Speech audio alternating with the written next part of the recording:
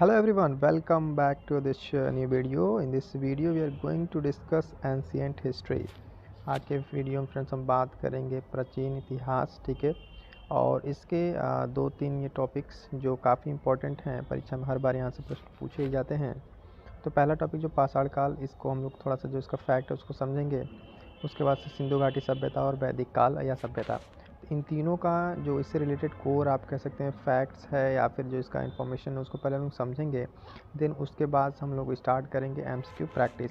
तो हर एक each and every chapters के बाद हम लोग करेंगे एमसीक्यू की प्रैक्टिस, ठीक है। और ये आपके लिए सभी एग्जाम्स के लिए हेल्पफुल है। तो चलिए देखते हैं कि ये सारे क्वेश्चंस और कंसेप्ट को वन बाय वन करके इस वीडियो में जो भी कंसेप्ट है इस चैप्टर से रिलेटेड इस लेक्चर फर्स्ट में हम लोग देखेंगे कंसेप्ट और फैक्ट्स दोनों, ठीक है। चलिए स्टार्ट करते हैं। तो अभी जो ये टॉपिक है, फर्स्ट टॉपिक देखिए क्या है, पाषाण काल। प्राचीन इतिहास के शुरुआती पाषाण काल से अगर देखें तो यहाँ से कौन कौन से फैक्ट्स हैं, किस तरीके से क्वेश्चन फ्रेम होंगे उस चीज़ को देखते हैं। तो सबसे पहला क्या है कि देखिए द फैक्ट क्या है, रॉबर्ट ब्रूस फुट थे। वो क्या थे, क्वेश्चन करके से पूछ लेगा कि रॉबर्ट ब्रूस फुट थे। तो एक थे भूगर्भ वैज्ञानिक एवं पुरातात्विक, ठीक है, आर्कोलॉजिकल डिपार्टमेंट से रिलेटेड थे और भूगर्भ वैज्ञानिक थे वो, क्लियर है। उसके बाद से देखिए दिया हुआ है कि भारतीय प्राग इतिहास का पिता कहा जाता है। प्रश्न सीधे सीधे पूछ सकता है कि भारतीय प्राग इतिहास का पिता किसे कहा जाता है, तो कहा जाता है रॉबर्ट ब्रूस फुट को, ठीक है। इसके बाद से है कुछ देखिए फैक्ट की जो कंसेप्ट की कोपेनहेग, ठीक है, कोपेनहेगन संग्रहालय की सामग्री से पाषाण काल और लोह का त्रियुगी विभाजन किसने किया था। इन सब चीज़ों को लेके जो एक संग्रहालय में सामान रखा हुआ है वहाँ से इन चीज़ों को लेके उसका विभाजन किसने किया था और किस तरह का विभाजन है दोस्तों, ये भी ध्यान रखेंगे, त्रियुगी विभाजन, ठीक है। किसके द्वारा किया गया, देखिए गया था थॉमसन के द्वारा, ठीक है। पशुपालन के साक्ष्य सर्वप्रथम मिले हैं, तो कहाँ मिले हैं, मध्य पाषाण काल में। पशुपालन के सर्वप्रथम साक्ष्य कहाँ मिले हैं, तो मध्य पाषाण काल में, ठीक है। नेक्स्ट देखते हैं, मध्य पाषाण काल में पशुपालन के प्रमाण जहाँ से मिले वह स्थान है। जो मध्य पाषाण काल था उसमें पशुपालन के प्रमाण कहाँ से मिले, बेसिकली वो जगह है आदमगढ़, क्या है, आदमगढ़। नेक्स्ट है चौपानी मांडो काकोरिया महदाहा, ठीक है, इस तरह के और सराय नरसरा स्थल में से हड्डी के उपकरण प्राप्त हुए। हड्डी के उपकरण बेसिकली यहाँ से पूछ आपसे रहा है कि हड्डी के उपकरण कहाँ से प्राप्त हुए हैं, तो देखिए वो है महदाहा और सराय नाहर से, ठीक है, नाहर राय से। ये जगह स्पेशली याद रखें, यहाँ से क्या प्राप्त हो रहा है, हड्डी के उपकरण। फिर इसके बाद से क्वेश्चन पूछा हुआ है इस तरीके से फैक्ट के तौर पर देखें तो वही चीज़ कि हड्डियों से निर्मित आभूषण, अभी हमने देखा कि हड्डी के उपकरण और हड्डियों से निर्मित आभूषण, हड्डियों के निर्मित आभूषण मध्य पाषाण काल में प्राप्त हुए हैं, तो है महदाह से, ठीक है, याद रखेंगे ये महदाह से। अभी आगे चल के हम लोग इसकी एमसीक्यू प्रैक्टिस भी करेंगे किस तरीके से क्वेश्चन फ्रेम होते हैं, तो ऑप्शन के साथ हम लोग एलिमिनेट कर पा रहे हैं कि नहीं, ठीक है। उसके बाद से एक ही कब्र से 3 मानव कंकाल मिले। ऐसी कौन सी जगह है जहाँ से एक ही कब्र से 3 मानव कंकाल मिले हैं, तो ये बेसिकली जगह कौन सी है, दमदमा। दोस्तों याद रखेंगे दमदमा, इस जगह से क्या मिला है, एक ही कब्र से 3 मानव कंकाल मिले हैं, ठीक है। नेक्स्ट देखते हैं कि खाद्यान्नों की कृषि सर्वप्रथम प्रारंभ हुई थी। सर्वप्रथम कृषि खाद्यान्न के लिए कहाँ से प्रारंभ हुई थी, तो नवपाषाण काल से। कहाँ से, नवपाषाण काल से। भारत में मानव का सर्वप्रथम साक्ष्य मिलता है, याद रखेंगे। देखिए क्या है कि भारत में मानव का सर्वप्रथम साक्ष्य कहाँ मिलता है, तो बेसिकली नर्मदा घाटी से मिलता है। कहाँ मिलता है, नर्मदा घाटी से। चलिए नेक्स्ट देखें। यहाँ से भी इसमें देखिए इस फैक्ट क्या है कि मानव द्वारा सर्वप्रथम प्रयुक्त अनाज क्या है। मनुष्यों ने सबसे पहले कौन सा अनाज का प्रयोग यूज किया, तो है जौ का। किसका प्रयोग किया, जौ का। भारतीय उपमहाद्वीप में कृषि के प्राचीनतम साक्ष्य प्राप्त हुए हैं। कहाँ से प्राप्त हुए हैं, भारतीय उपमहाद्वीप में कृषि के प्राचीनतम साक्ष्य प्राप्त हुए हैं लहुरा देव से। कहाँ से, लहुरा देव से। फिर देखिए क्या है कि पूरा पाषाण युग, नवपाषाण युग, ताम्रपाषाण युग तथा लौह युग में से चालकोलिथिक युग कहा जाता है। किसको कहा जाता है, चालकोलिथिक युग भी उसको अलग से नाम दिया गया है, तो है ताम्रपाषाण युग को। किसको, ताम्रपाषाण युग को क्या कहा जाता है, चालकोलिथिक युग भी कहा जाता है। फिर देखिए नेक्स्ट, आमरी, मेहरगढ़, कोट दिजी, कालीबंगा में से वह पूरा स्थल जहाँ से पाषाण संस्कृति से लेकर हड़प्पा संस्कृति तक के सांस्कृतिक अवशेष प्राप्त हुए हैं। तो सबको क्वेश्चन को याद करते चलिए इस तरीके से फैक्ट को। अभी आगे चल के हमको एमसीक्यू भी सॉल्व करना, तो उसमें इसकी जरूरत पड़ेगी। तो इसका आंसर हो जाएगा मेहरगढ़। क्या हो जाएगा, मेहरगढ़। भारत में पशुपालन और कृषि के प्राचीनतम साक्ष्य प्राप्त हुए हैं लहुरा देव, उसके पश्चात मेहरगढ़। कहाँ से, मेहरगढ़ से। दूसरी याद रखेंगे इसमें सारे क्वेश्चन में पशुपालन भी पूछ रहा है और कृषि के, तो लहुरा देव और मेहरगढ़। नेक्स्ट है कि नवादा टोली उत्खनन कराया था। नवादा टोली का उत्खनन किसने कराया था? Basically HD. संकालिया ने। किसने कराया था? एच.डी. संकालिया ने कराया था नवादा टोली का उत्खनन। नेक्स्ट देखें, चलिए अब देखिए यहाँ से काफ़ी इंटरेस्टिंग फैक्ट्स भी निकल के आ रहे हैं कि बुर्जहोम, ठीक है, कोल्डी हवा, ब्रह्मगिरी, ठीक है, संगन कल्लू में से गर्त आवास के साक्ष्य प्राप्त हुए। गर्त आवास के, ध्यान दीजिए क्या पूछ रहा है, गर्त आवास के साक्ष्य कहाँ से प्राप्त हुए हैं? तो वह बुर्जहोम से। कौन सी जगह से? बुर्जहोम से प्राप्त हुए हैं गर्त आवास के साक्ष्य। विंध्य क्षेत्र का वह शिलाश्रय जहाँ से सर्वाधिक मानव कंकाल मिले हैं। विंध्य क्षेत्र का वह कौन सा जगह है जहाँ से सर्वाधिक मानव कंकाल मिले हैं?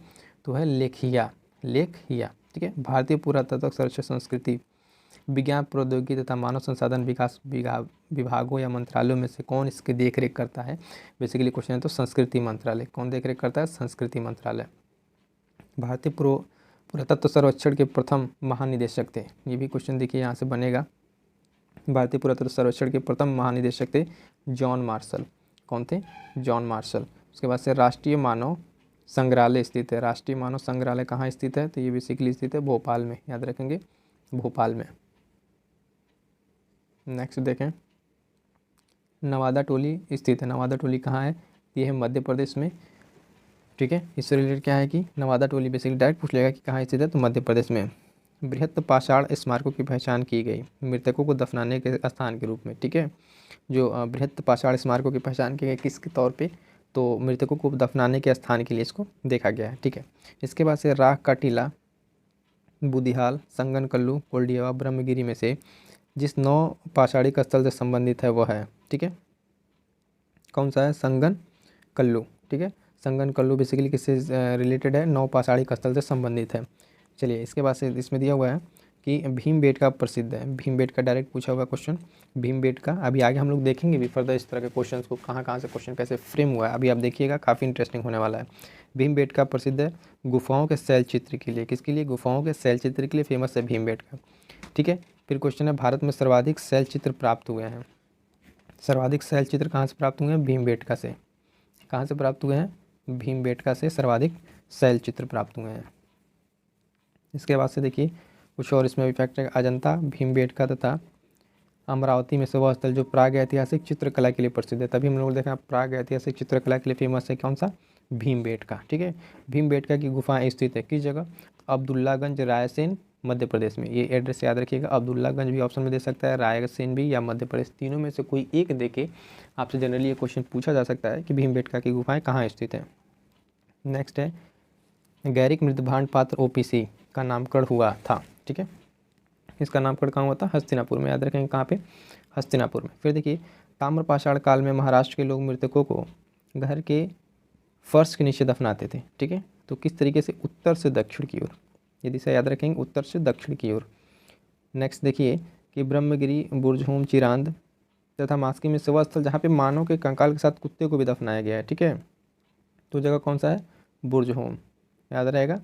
तो ये था फ्रेंड्स जो भी इस टॉपिक से रिलेटेड क्या था, सारे थे। देखिए अगर हम लोग तो फैक्ट या कह लीजिए या फिर इसके कंसेप्ट हमने देखा यहाँ पे, ठीक है, पाषाण काल के। अब चलिए इसके आगे हम लोग देखते हैं कि क्वेश्चन की प्रैक्टिस। अब टाइम आ गया है किस चीज़ के लिए? हम लोग करेंगे क्वेश्चंस की प्रैक्टिस। तो लेट्स डू इट, ठीक है। क्वेश्चन की प्रैक्टिस करते हैं। अब यही जो हम लोग टॉपिक पढ़ा है ना, इसी से रिलेटेड पढ़ने के बाद तुरंत हम लोग MCQ कर लेंगे, तो ये चीज़ें काफ़ी हम लोग अच्छे से याद भी हो जाएंगी यहीं।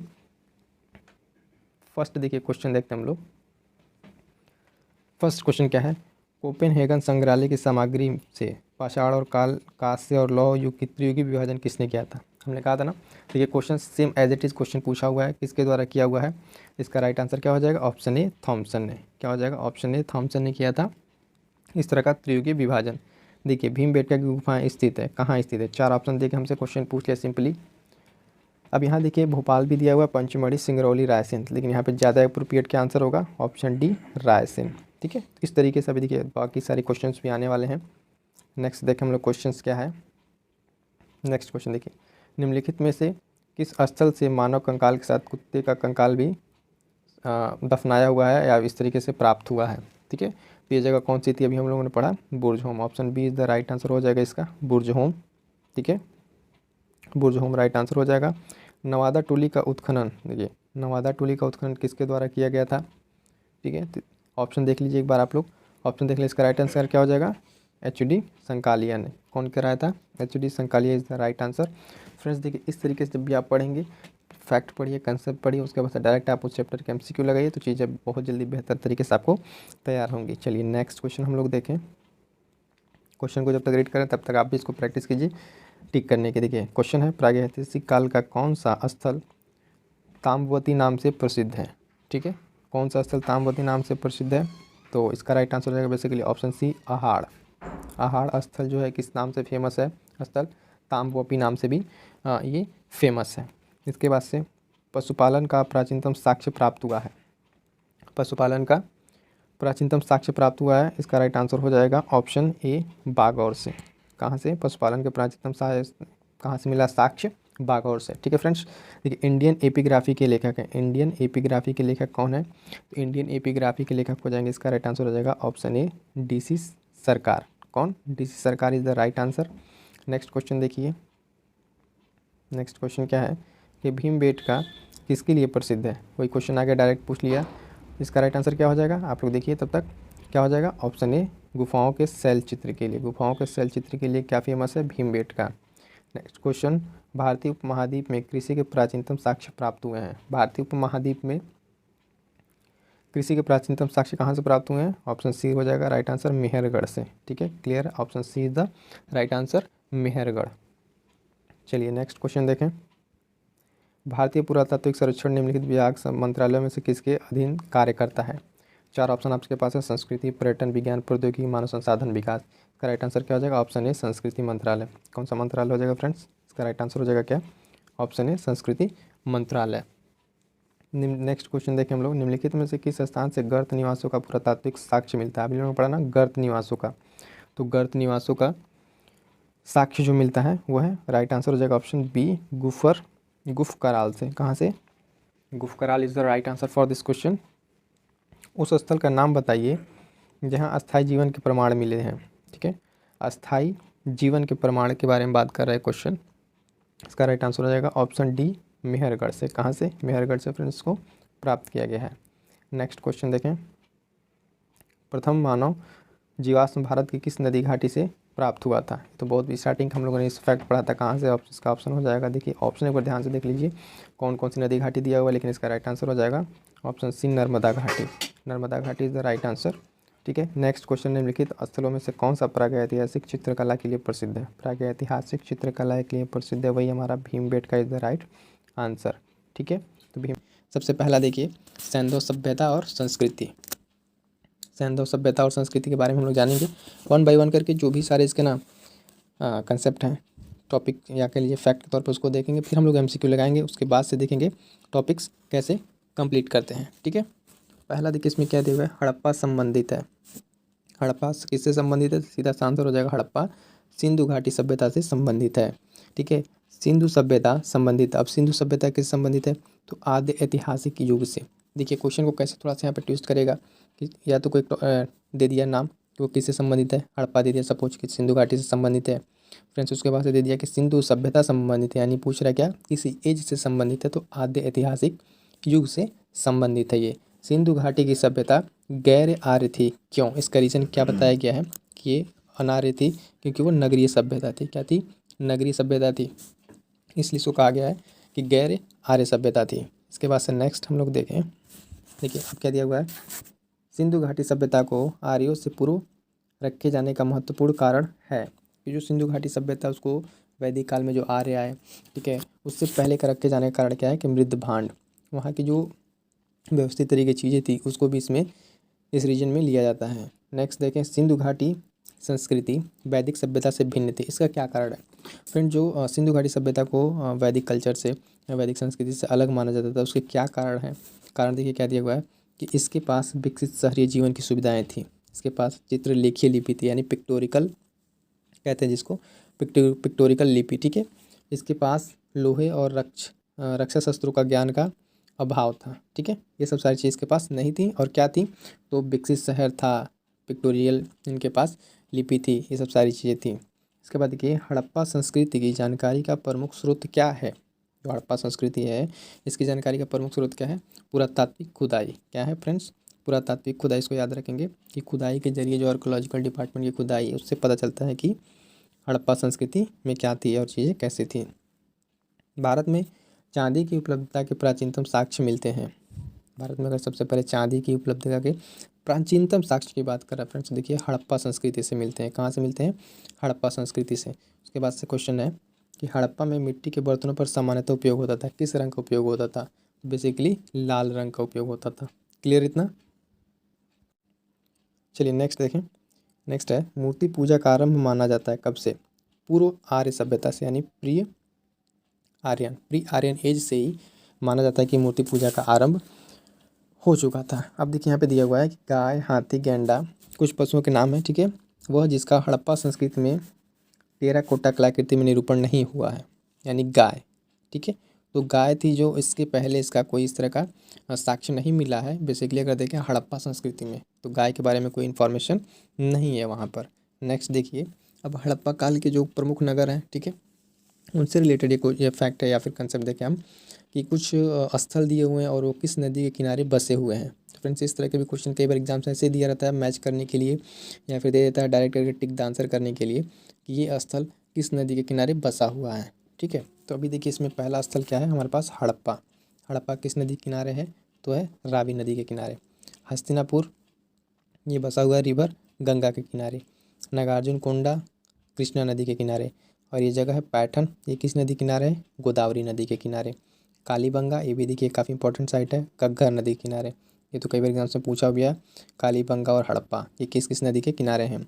लोथल ये भी काफ़ी इंपॉर्टेंट है, ये कौन, वो रिवर भोगवा नदी का नाम है, भोगवा नदी के किनारे पे क्या है, लोथल है। लास्ट वन दिया हुआ है रोपड़। रोपड़ किस नदी किनारे है, सतलुज। तो फ्रेंड्स यहाँ से काफ़ी इंपॉर्टेंट है सारे, ये एक टॉपिक है ना। अब देखें तो इतना इंपॉर्टेंट है कि डायरेक्ट यहाँ से क्वेश्चन बनते हैं। डायरेक्ट देखें कि ये स्थल है किस नदी के किनारे है, तो इस तरीके से हमने इस चीज़ को देखा। नेक्स्ट देखते हैं हम लोग क्या है। अब देखिए क्या है, इसी तरह कुछ साइट हैं, अब वो किस जगह पर है, यानी किस वर्तमान में किस प्रदेश में है या किस जगह पर है, किस देश में है, उसको देखें अगर हम। तो पहला ही साइट है आलमगीरपुर, ये पड़ता है उत्तर प्रदेश में। फ्रेंड्स जब हम बनाते हैं क्या कहते हैं हड़प्पा के बारे में कि वो किस तरह का है, ट्रायंगुलर शेप उसका जब देते हैं तो वहीं पे नीचे उत्तर प्रदेश आलमगीर उसका पोर्शन पड़ता है। लोथल की अगर बात करें, लोथल कहाँ पर है, गुजरात में है, याद रहेगा फ्रेंड्स, लोथल कहाँ पर है, गुजरात में है। कालीबंगा राजस्थान। रोपड़ जो है काफ़ी इंपॉर्टेंट है, रोपड़ कहाँ पर है, पंजाब में, याद रहेगा। रोपड़ जो बेसिकली वो कहाँ पर था, पंजाब में। बनावली स्थल जो है फ्रेंड्स, ठीक है, वो कहाँ पर है, हरियाणा में। बनावली जो है कहाँ है, हरियाणा में। दायमाबाद की अगर बात करें तो ये पड़ता है कहाँ पे, महाराष्ट्र में। फिर राखीगढ़ी ये हरियाणा में आपको मिलेगा।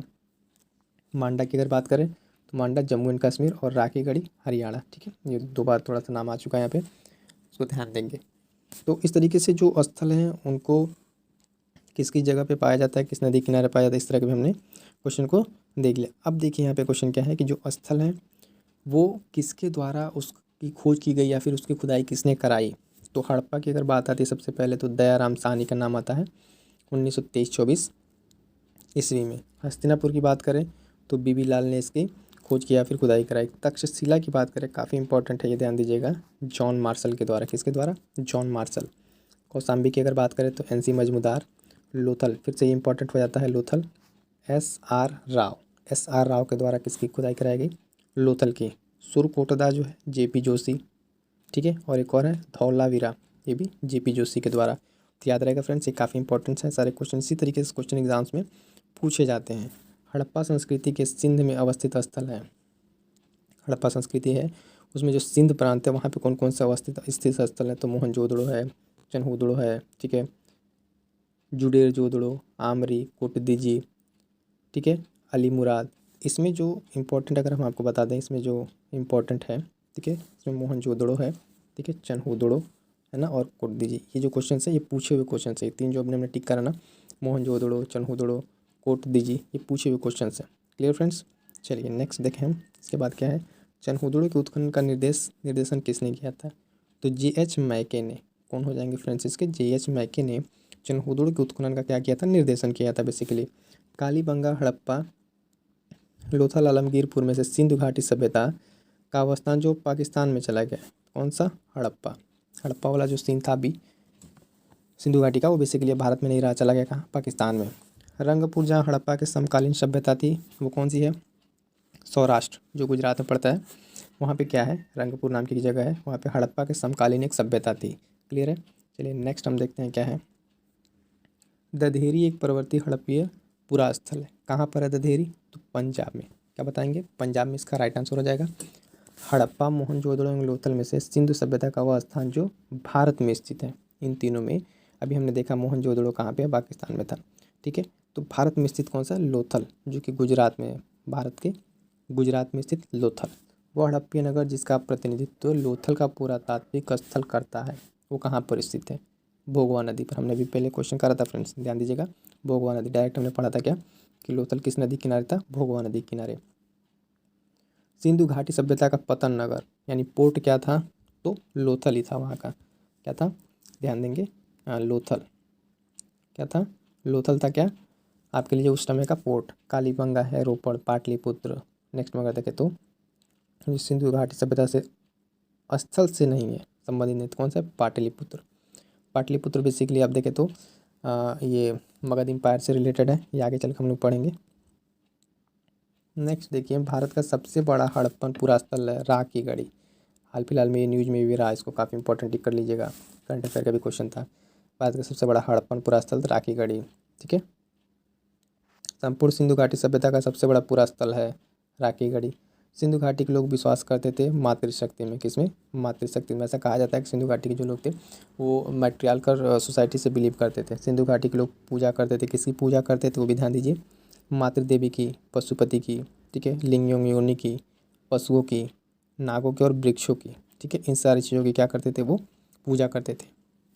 कई बार क्वेश्चन ऐसे बनाता है फ्रेंड्स की निम्नलिखित में से सिंधु घाटी के लोग किसकी पूजा नहीं करते थे, तो उसमें आपको कोई एक और ऑप्शन दे देगा मूर्ति के तौर पे या फिर अदर चीज़ों के तौर पे। तो ध्यान रखना है कि किस चीज़ की पूजा उस टाइम पे की जाती थी।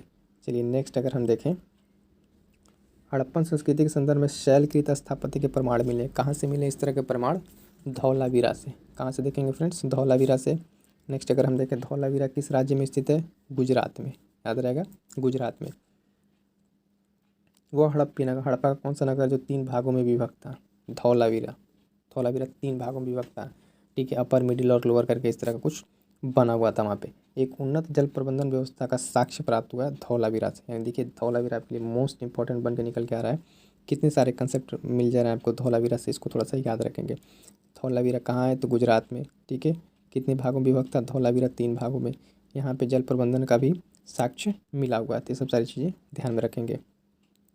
नेक्स्ट अगर हम देखें, हाँ, उतानसी, धौलावीरा, लोथल और कालीबंगा में से वह स्थल जहाँ से द्विशव संस्कार डबल बरियल प्राप्त हुए हैं, लोथल और कालीबंगा है। क्या फ्रेंड्स? लोथल और कालीबंगा, जहाँ से आप कह सकते हैं कि एक साथ 2 शरीर दफनाए हुए प्राप्त हुए थे। हड़प्पन स्थल में सनौली के अभी हाल ही में उत्खननों से प्राप्त हुआ क्या? मानव समाधान। ठीक है, मानव के शव प्राप्त हुए। वस्त्रों के लिए कपास की खेती का आरंभ सबसे पहले किया गया था कहाँ से?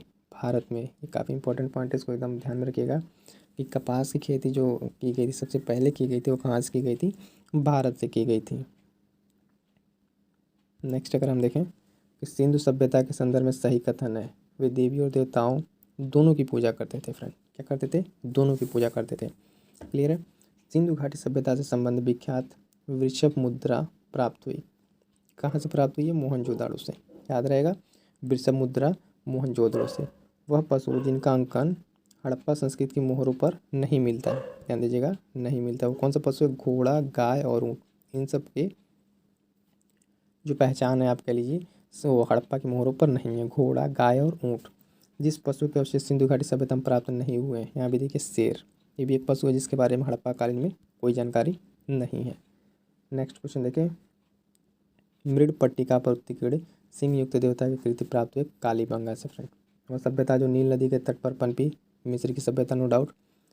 इसके बाद से देखिए क्वेश्चन क्या है, माया, जेट, मुस्का, इनका इन सब सभ्यता उत्तर दक्षिण का सही क्रम क्या कह रहा है?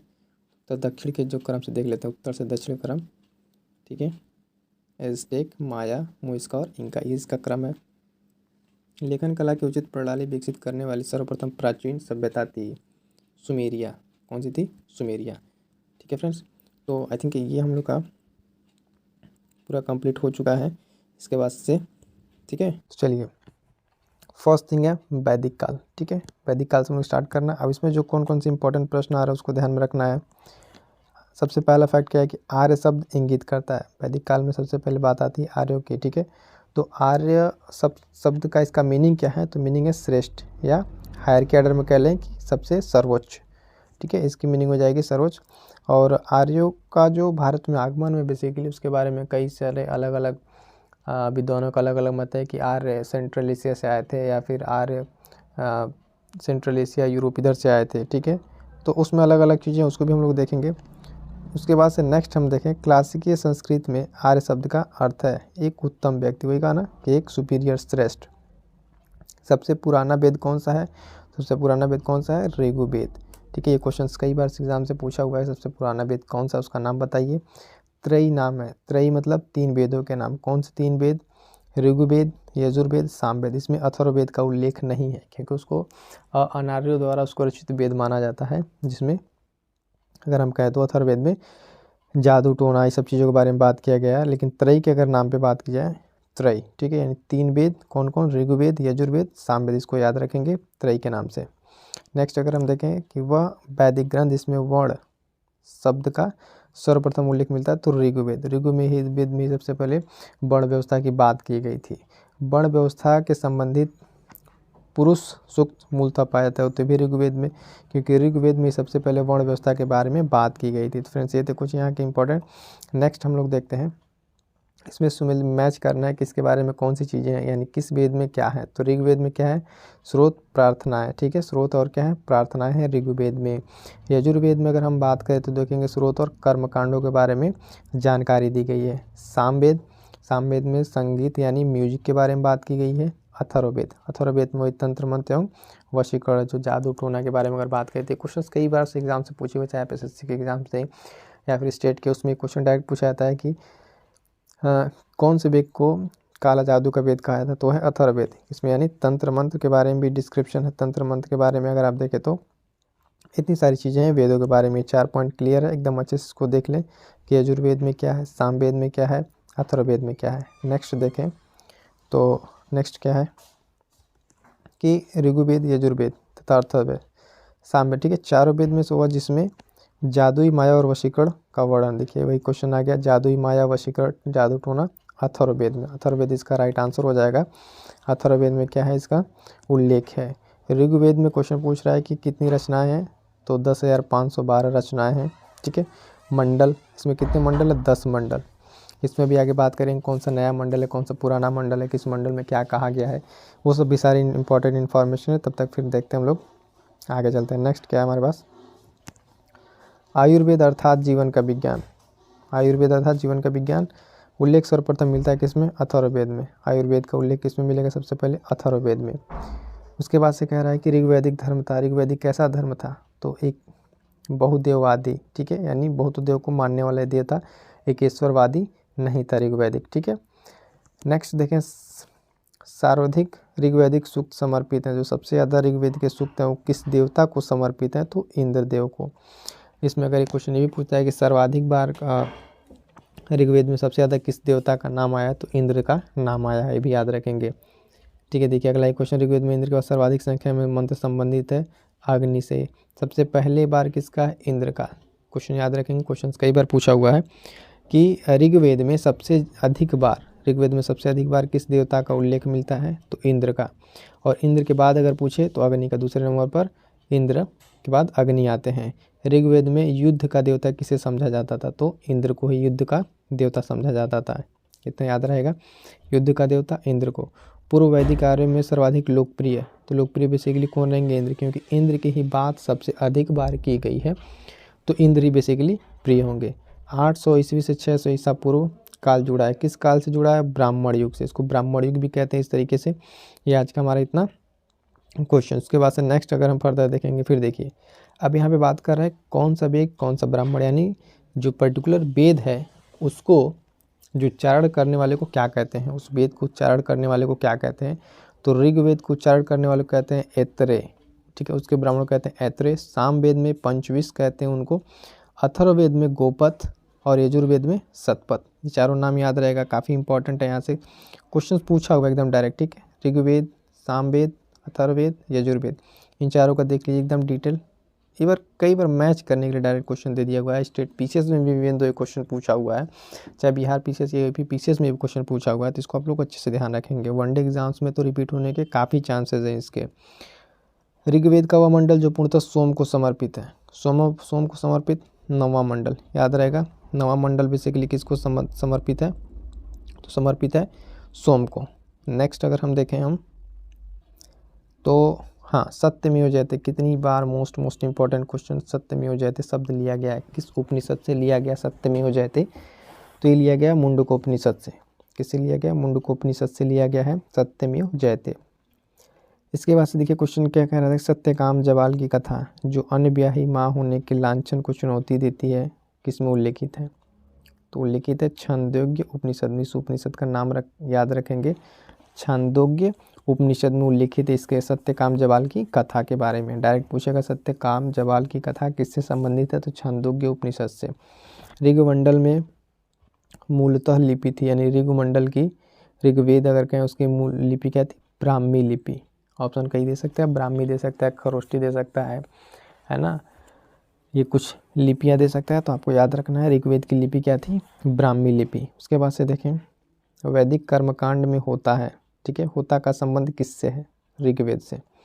जो वैदिक कर्मकांड में एक वर्ड आता है होता, ठीक है, तो किससे संबंधित है, ऋग्वेद से। क्लियर है। अवस्था और ऋग्वेद में समानता, ठीक है, तो अवस्था कहाँ का है, बेसिकली ईरान से। जिंद अवस्था जो है ये कहाँ का धर्म ग्रंथ है, तो ईरान का, याद रहेगा। अवस्था कह सकते हैं, जिंद अवस्था, इन दोनों में समानता है, ठीक है, तो ये कहाँ संबंधित है, ईरान से। वैदिक काल में अघन्या माना जाता था, अघन्या किसको, गाय को, ठीक है, गाय को। अघन्या मतलब पूजनीय या फिर जिसको हानि न पहुंचाया जाए, तो कौन है बेसिकली, वैदिक काल में गाय को। ऋग्वैदिक काल में प्रारंभ महत्वपूर्ण मूल्यवान संपत्ति समझा जाता था, ठीक है, किसको, गाय को। सबसे अधिक पूजनीय किसको माना जाता था, गाय को। तो याद रखें गाय से रिलेटेड दो, और ये बेसिकली किसमें, केवल ऋग्वैदिक काल में। अगर यही बात अगर हम देखें इंडस वैली में, तो उस समय गाय के प्रमाण का कोई साक्ष्य नहीं प्राप्त हुआ है सिंधु घाटी सभ्यता में, तो वहाँ पे ध्यान रखेंगे ये जानवर वहाँ पे आपको नहीं मिलेगा।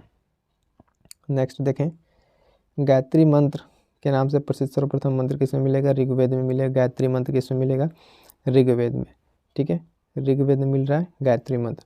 गायत्री मंत्र की रचना कौन किया था, तो विश्वामित्र ने। किसने किया था, विश्वामित्र ने। गायत्री मंत्र संबंधित किससे है, तो बेसिकली सूर्य से संबंधित ये मंत्र है। ये भी याद रखेंगे, क्वेश्चन पूछा हुआ है कि गायत्री मंत्र किससे संबंधित है, तो सूर्य से संबंधित है।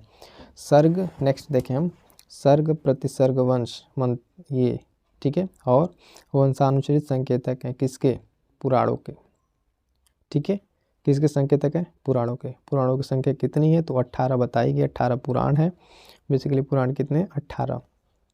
नेक्स्ट क्वेश्चन देखें, श्रीमद् भागवत गीता मौलिक रूप से लिखी गई थी किसमें, संस्कृत में लिखी गई है। श्रीमद् भागवत गीता किसमें लिखी गई है, संस्कृत में। महाभारत जो मूलतः जानी जाती है उसका पुराना नाम क्या है, तो उसका नाम क्या है, जय संहिता। जय संहिता के रूप में जाना जाता है क्या, महाभारत को। अब देखिए यहाँ पे क्वेश्चन है कि हिंदू पौराणिक कथाओं के अनुसार, ठीक है, जो समुद्र मंथन हुआ था उसमें जो सांप या फिर सर्प जो रस्सी के रूप में प्रस्तुत किया गया था उसका नाम क्या था, वासुकी। उसका नाम क्या था बेसिकली, याद रखेंगे वासुकी नाम था। ये काफ़ी इंपॉर्टेंट है कि जो समुद्र मंथन के समय जो जिस सर्प का उपयोग हुआ था रस्सी के तौर पे, वो नाम था वासुकी। नेक्स्ट क्वेश्चन देखें, ऋग्वैदिक आर्यों के पंचजन थे, जो ऋग्वैदिक आर्य थे उनके पंचजन कौन थे, तो वो थे यदु, ध्रुव, पुरु, अनु एवं तुर्वसु, ठीक है, ये 5 जन थे। प्राचीन काल में आर्यों के जीविकोपार्जन का मुख्य आधार क्या था, शिकार था। प्राचीन काल की बात कर रहा, देखिए ध्यान दीजिएगा, प्राचीन काल में आर्यों के जीवन का जो आधार था क्या था, शिकार था। उसके बाद से अगर हम देखें नेक्स्ट, ऋग्वेद में उल्लेखित यव शब्द जिस कृषि उत्पाद हेतु प्रयोग किया था तो वह है जौ। ये जौ ही है जो सर्वप्रथम सबसे पहले इसका साक्ष्य मिलता है, हाँ, या फिर पहले प्रमाण मिलता है इंडस वैली काल में भी। वैदिक युग में प्रचलित लोकप्रिय शासन प्रणाली थी वंश परंपरागत राजतंत्र था। ठीक है, वैदिक युग में वंश परंपरागत राजतंत्र था। सभा और समिति को दो पुत्रियां कहा गया किसका? अथर्ववेद में। सभा और समिति को प्रजापति की दो पुत्रियां कहा गया किसकी? प्रजापति की। ये थोड़ा ध्यान रखेंगे, प्रजापति की दो पुत्रियों के रूप में कहा गया अथर्व वेद में। क्लियर है? तो इसके बाद से हम लोग नेक्स्ट देखते हैं। नेक्स्ट क्या है? हाँ, गोत्र प्रथा की स्थापना हुई थी उत्तर वैदिक काल में। पूर्व वैदिक काल में ऐसा कुछ नहीं था, उत्तर वैदिक काल में आकर गोत्र की स्थापना होती है, वहाँ पर इस तरह की चीज़ें सामने आती हैं। पूर्व वैदिक आर्यों का धर्म प्रमुखता क्या था? प्रकृति पूजा और यज्ञ। जो पूर्व वैदिक थे उनका धर्म मुख्यतः क्या था? उनकी विशेषता अगर देखें तो प्रकृति पूजा और यज्ञ था। ऋग्वैदिक काल में जनता मुख्यतः विश्वास करती थी बलि और कर्मकांड में। बलि और कर्मकांड में आता था ऋग्वैदिक काल में इस तरह की चीज़ों का प्रकोप बढ़ने लगा। ऋग्वेद में उल्लिखित प्रसिद्ध 10 दशाओं का युद्ध लड़ा गया था, परुष्णी नदी के किनारे लड़ा गया था। किस नदी के किनारे? परुष्णी नदी के किनारे। आप बताएंगे परुष्णी नदी का वर्तमान नाम क्या है, इसको आप जरूर लोग बताइएगा। सिंधु सरस्वती वितस्ता यमुना में से कौन सी नदी के किनारे? ठीक है, नवीनतम रूप में ऋग्वेद में इसका नया नाम दिया गया देवी माता, नदी माता। तो इसको बेसिकली सरस्वती के बारे में सब बातें कही जा रही हैं, इसको आप लोग थोड़ा ध्यान से देख लेंगे।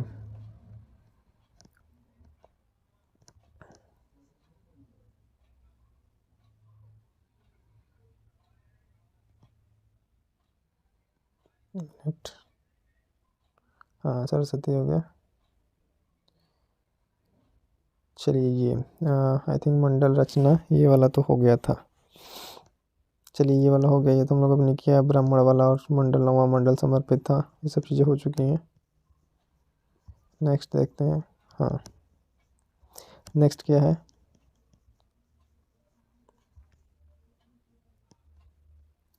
नेक्स्ट देखिए, यज्ञ संबंधी विधि विधानों का पता चलता है किससे? यजुर्वेद से। यजुर्वेद से किसका पता चलता है? यज्ञ संबंधी विधि विधानों का पता चलता है यजुर्वेद से। इन चारों वेदों में जिसका संकलन ऋग्वेद पर आधारित है वो है सामवेद।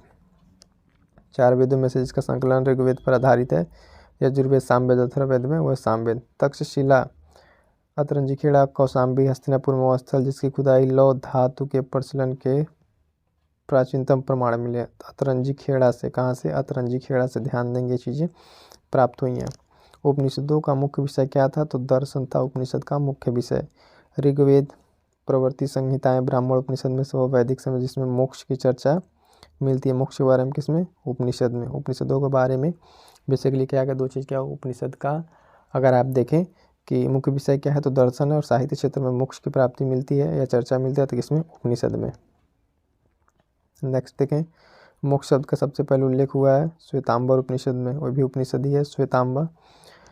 श्वेताश्वर देखिएगा, श्वेताश्वर उपनिषद में, श्वेतांबर नहीं, वो तो श्वेतांबर दिगंबर जैन धर्म में चला जाएगा। श्वेताश्वर है उपनिषद। ठीक है, अध्यात्म ज्ञान के विषय में नचिकेता और यम का संवाद जिस उपनिषद में प्राप्त होता हुआ है कठोपनिषद। किस उपनिषद में नचिकेता और यम का संवाद है? तो वो उपनिषद है कठोपनिषद। उपनिषद काल के राजा अश्वपति थे कैकेय। ठीक है, वैदिक साहित्य का क्रम बताइए। तो वैदिक संहिताएं हैं पहले, ब्राह्मण, आरण्यक, उपनिषद, ये सब क्या है? वैदिक साहित्य का एक क्रम है। इस क्रोनोलॉजी को फिर से एक बार देख लीजिए ज़रा। क्रोनोलॉजी क्या है? वैदिक संहिताएं, ब्राह्मण, आरण्यक और उपनिषद। आरंभिक वैदिक साहित्य में सर्वाधिक वर्णित नदी है सिंधु नदी। सबसे पहले किस नदी के बारे में सबसे ज़्यादा बात की गई? तो सिंधु नदी के बारे में। नेक्स्ट अगर देखें, वैदिक नदी अस्किनी की पहचान की जाती है चेनाब नदी से। ठीक है, चेनाब नदी से की जाती है। परुष्णी नदी के बारे में हमने बात की, उसके बारे में आप लोग जरूर बताएंगे। नेक्स्ट देखें, ऋग्वेद में जिन नदियों का उल्लेख अफगानिस्तान के साथ आर्यों के संबंध सूचक है वह कुंभा और क्रमु। ये 2 नदियां हैं जिनका बताता है कि अफगानिस्तान का संबंध आर्यों के साथ था।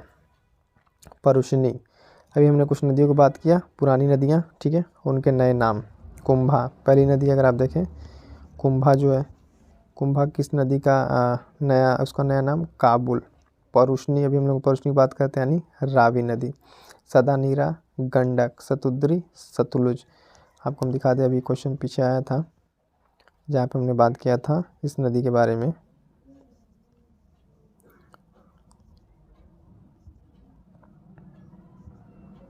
यजुर्वेद, चेनाब और चलिए अभी वो ध्यान नहीं आ रहा कहाँ है। तो ये चारों क्लियर हो गया ना, कुंभा, काबुल, परशुनी, रावी, सदानेरा, गंडक और सतुद्री सतलुज, ये इसके न्यू नेम है। ना क्लियर रहेगा।